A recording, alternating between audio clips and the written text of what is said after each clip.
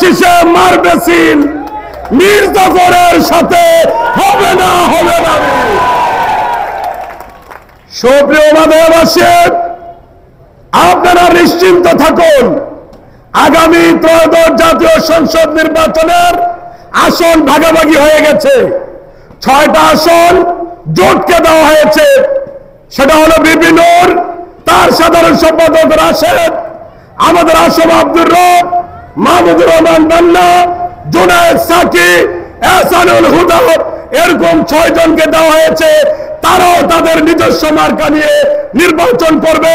গতকাল আমার দেশ পত্রিকার অনলাইন ভিডিওতে এসেছে কুমিল্লা 7 চাঁদপুরেতে আমাদের নেতা আতিকুল আলম শাওন নির্বাচন করবে। বাকি 94 আসনে অন্য কাউকে দেওয়া হবে না। আশায় গুড়ে বালি ধানের শীষ নিয়ে নির্বাচন করবেন, ধানের শীষের ভোট নিয়ে পাস করবেন। এতগুলা ভাত দুধ দিয়ে মেখে খাওয়ার সুযোগ আর নাই। আপনি মনে করেছেন বিএনপি ভেঙে আপনি আরেক দলে যাবেন, সময় এসে বিএনপির ভোট নিয়ে আপনি নির্বাচন করবেন। প্রিয় উপস্থিতি, কালকে দেখলাম একটা আইন হইতেছে, যার 2 বার জামানত যাবে সে আর নির্বাচন করতে পারবে না। ওনার কিন্তু 2018 জামানত গেছে, 2008 জামানত গেছে, 2 বার জামানত গেছে, আর নির্বাচন করতে বলি।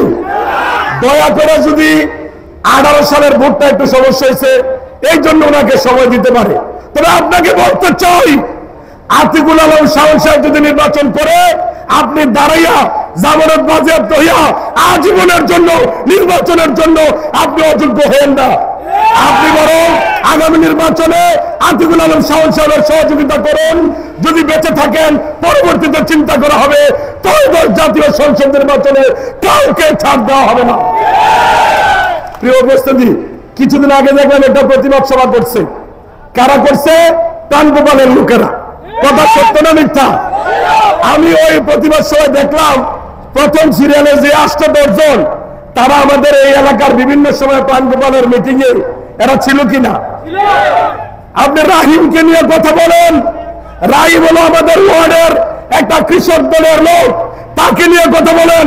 সে 17 বছর এই রক্তচক্ষু অপেক্ষা করে রাজপথে আন্দোলন করেছে, কিন্তু আপনারা ভয়ে ভীত হয়ে, মামলার ভয়ে, হামলার ভয়ে আপনারা প্রাণগোপালের আঁচলের নিচে লুকিয়েছিলেন।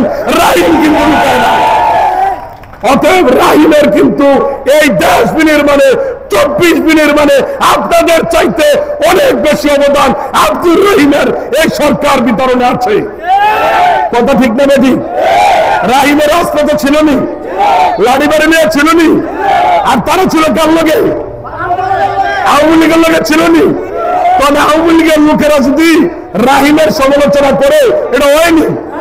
আপনাদের চাইতে রাহিম, আমার ভাই আব্দুর রহিম অনেক বেশি ত্যাগী, কারণ সে আওয়ামী লীগের সাথে আপোষ করেন নাই, কিন্তু আপনারা আওয়ামী লীগের সাথে আপোষ করেছেন।